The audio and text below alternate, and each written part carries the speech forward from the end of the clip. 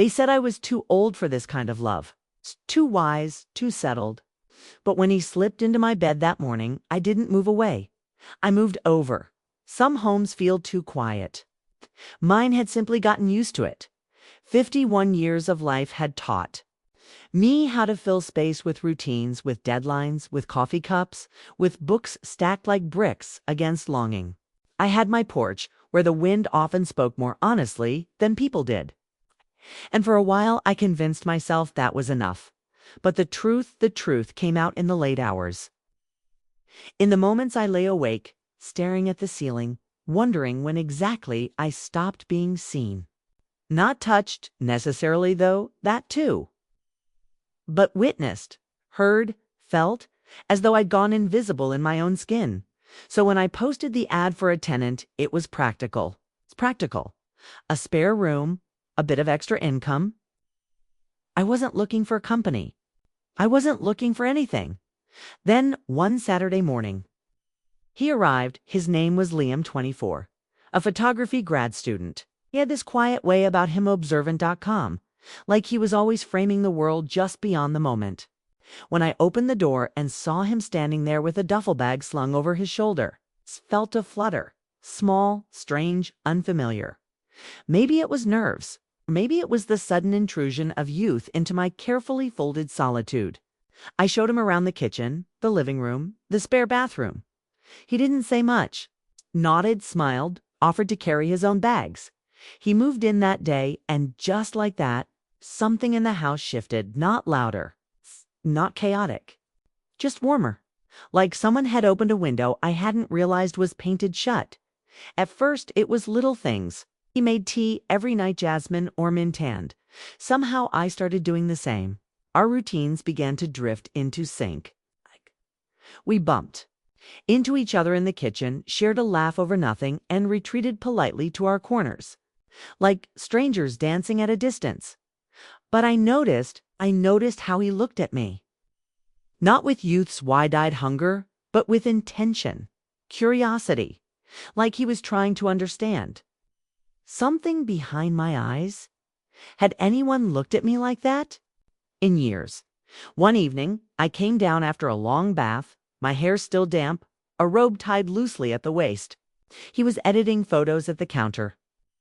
I made a half-joking, half-embarrassed apology for my appearance. He looked up and didn't say a word. Just looked, his eyes holding mine for a second too long, not bold, not inappropriate. Just present. And I felt it. That low hum beneath my skin. That thrum I hadn't felt in longer than I could admit. I told myself it was nothing, just a polite young man. I went to bed early that night, but I couldn't sleep. I kept hearing the click of his keys, the whistle of the kettle, the silence between us growing louder somehow. "What are you doing, Samantha?" I whispered into the dark. Days passed, our rhythm continued. He was respectful, thoughtful. One afternoon, I was assembling a bookshelf when he walked in and offered to help. I told him I was fine, but he stayed. We knelt side by side, shoulders brushing. His hand steadied mine as we lined up the screws. We laughed when we fumbled. His breath was close so could feel it against my neck. I don't remember what we talked about. It's just the way the air thickened around us. Like the room itself had taken notice. I started lingering longer in the kitchen, brushing my hair with more care. Checking the way my robe sat on my shoulders, I told myself it was silly. He was just a tenant, a boy really. But then one rainy afternoon he knocked on my door. "Can I ask you something?" he said, hesitating. I nodded. He asked if he could photograph me for a lighting project. Something soft, natural. I paused. But his eyes, they weren't pushing, just hoping. I said yes. I wore a simple tank top. No makeup. My hair tied loosely back. I sat by the window where the overcast light poured in like silver. He didn't say much, just click, adjust, click again. And I didn't feel exposed. I felt witnessed. Like a story he wanted to tell, not a flaw to hide. At one point, I looked up and his lens lowered, and in that still moment, he wasn't just a tenant. He was someone who saw something in me I hadn't seen in myself for a long time. Something shifted. This wasn't supposed to be a story. It was a rental agreement. It's a spare key and a quiet understanding. But I began to wonder, was I the one slowly being invited in? Have you ever felt something change in a moment that seemed so ordinary? A glance, a brush of hands. Question that wasn't quite casual. Because after that, everything felt charged. We didn't speak about it. But the silence grew full, not empty, like a space between two magnets waiting to close. 1,000 almosts humming between us. One morning, I passed by the bathroom just as he opened the door. Shirtless, a towel low on his hips, beads of water glinting along his collarbone. He paused, met my gaze, and smiled. Not flirtatiously, not arrogantly, just knowingly. That smile stayed with me long after I walked away, fingers trembling around my teacup. It happened again one quiet Sunday afternoon. I was curled on the couch with a book when he walked in, camera slung around his neck. "The light in here is beautiful," he said. I nodded, expecting him to shoot the window or the shelves. Instead, he turned the lens toward me. Paused. "I can stop if you're uncomfortable," he offered gently. I shook my head. "No," I said, "it's okay." And it was, for the first time in years. Truly was. I don't know what possessed me to sighs. Maybe it was the way he asked, not with entitlement but reverence, as if he thought I was something beautiful, as I was afraid to break the moment by bung too. Eager narration, breathless lopist. He took pictures of me, reading off my fingers, holding the page of Thaline of my neck, the way my hair fell over one shoulder. I'd never felt so visible to seem when he lowered the camera. Our eyes locked, neither of us moved the basin, the air between oosterned. Electric, it was quiet, but thickened of quiet that makes your heart throb. Then he said, almost a whisper, "Yahav, the kind of beauty that sneaks upon you." I didn't know how to respond. So, I smiled and looked away, but something in my shifted later that night. I found his photographs on the shared desktop folder, hadn't hidden them. They were labeled Light Study. Samantha opened one, then another and another. Each image felt like a love letter. I hadn't been brave and not a read, not seductive, not dramatic, just real. The curve of my cheek, the softness in my eyes, the stillness of me. I sat there staring at them, feeling my breath catch in my throat, because for the first time in years I didn't look lonely, I looked loved, even if I wasn't, even if I was only being captured. And then Kamith. Tuesday morning, I was in Theachin, in my robe again, barefoot, hair in a bun, the scent of coffee still lingering in the air. He walked in, buzz-eyed, and turned around, but I felt him behind him, close, so close. I could hear the soft inhale of his breath. "Can I help with that?" he asked, his voice low. He wasn't talking about the mug I was holding. I turned to face him slowly. We were inches apart. There was something in his eyes I hadn't seen before, something almost card, something vulnerable. Then his hand brushed mine. It was the lightest touch, but it burned through me. We didn't speak. We just stood there, two people teetering on the edge of a choice. He didn't push, hadn't pull. He just waited, and I did what I've done so many times in my life. I retreated. I pulled my hand back, mumbled something about laundry, and walked away. But as I folded sheets in the other room, I couldn't stop shaking Beckos. I knew in my heart that was the first time someone had asked to touch my note with hands, but with presence. From that moment on, the house became a something else, not home, not shelter, but Linnell, a space between before and after we still shared. Teas still bumped into each other, still pretended nothing had changed, but we both knew it had, and all that remained between us now was waiting. When the silence between two people begins to speak louder than words, what do you do? If this story is drawing ween, don't forget to like this video, subscribe to this channel, and turn on notifications. The moment you're waiting for is still to come. I didn't sleep that night. I stared at the ceiling, counting spaces between the rain tapping on windows every time the old pipe squeaked or a floorboard shifted. Imogined it's him that his feet were crossing the hallway, that he was standing outside my door again. But hadn't come, and I hated how much that disappointed me. In the days that followed, we danced around each other like shadows. Our words were brief or glances longer. I started noticing his absences more than his presence. I mishead sway he lingered in. The kitchen fellow hum of his music from the guest room, even the trail of his cologne after passed by it. Was like he had drawn back, afraid of crossing a line. I hadn't drawn but, hadn't erased D3, told myself this was good, that Thespace was necessary, but I lied to myself echoes every time I heard the faint click of his bedroom door at night. My 9 fingers curled tighter in my sheets then. Came the morning that everything I'd fallen asleep in one of his t-shirts, it had ended up in my laundry, and I'd kept it, told myself it was just soft and familiar. I woke to the sound of the hallway floor creaking, half asleep. I rolled over, and there he was standing in my doorway, wearing nothing but drawstring pants, hair tousled, sleep still. In his eyes, we stared at each other for a long time. He didn't speak, didn't move, and neither did I, because a mething about the morning light Medethi moment feel weightless, like time had loosened its grip. Then he stepped forward, one slow, careful foot at a time, like he was approaching something. Sakriti sat on the edge of my bed, didn't touch me, didn't ask, he just looked at me. "Are you afraid?" he asked. I could have said yes, I could have asked him to leave, but instead he whispered no, and then I moved over. It was the smallest shift, just enough for him to lie beside me. Not over me, not under, just with me. We lay in silence, our breaths sinking slowly like a gentle tie to me back to his chest. His hand, eventual resting lightly on my waist. He didn't try to take anything from me. He just held me, not like a man staking claim, but like someone who had waited a long time to be allowed this close, and in that quiet, I felt something inside me unravel.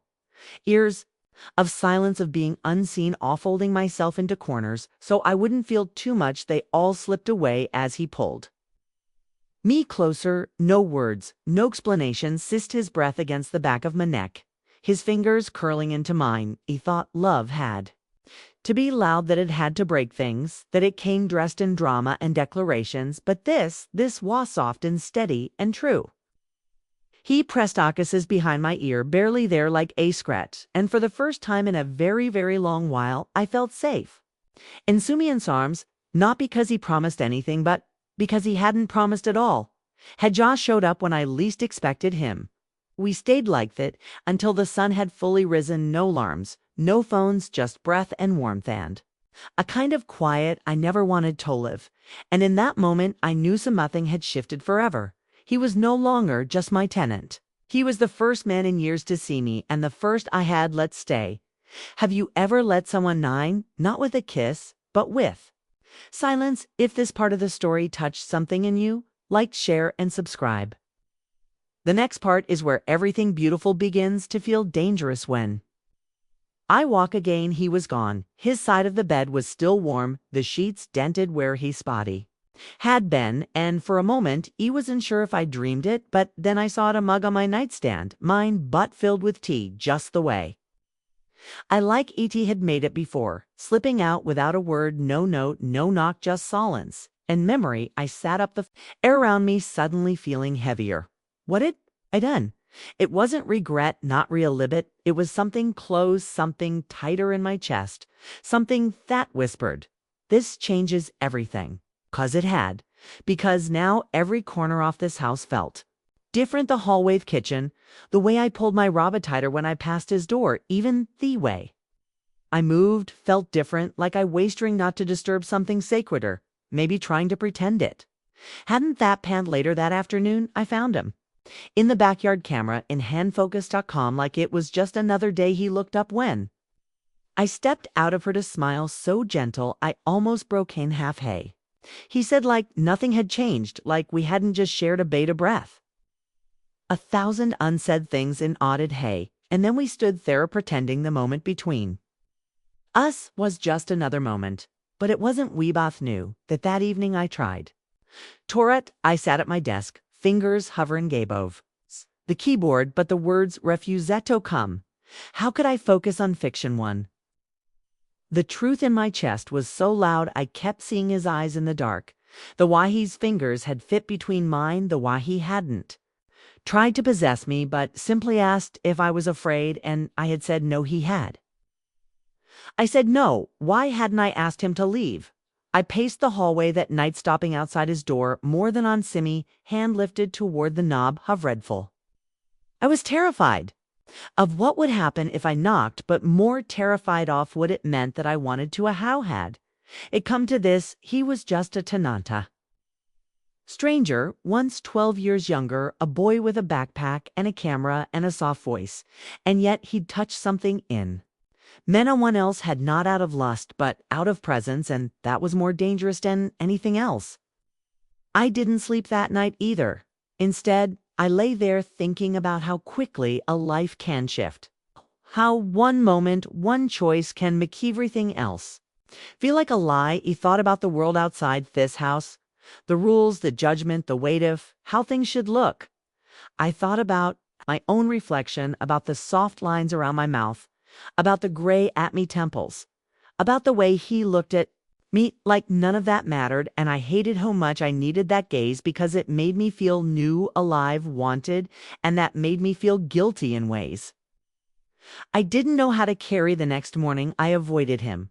I left early, sat at a cafe for hours pretending to edit articles I couldn't even read. When I returned Hugh home, and when I passed his door it was shut tight. We had broken something, and now we were splitting quietly behind walls, still living under same roof, still hearing each other's footsteps, but no longer brave enough to meet each other's eyes. What we shared at morning had been soft, beautifully van, but now in its silence it echoed louder than any fight, more painful than any goodbye, because it wasn't over. I had just begun, and I was terrified of what might come next, terrified that he might never come back to my bed, but even more terrified that he might have you ever shared something beautiful. Only Tobe. Haunted by it after. If this story is touching your heart, gently press that like button.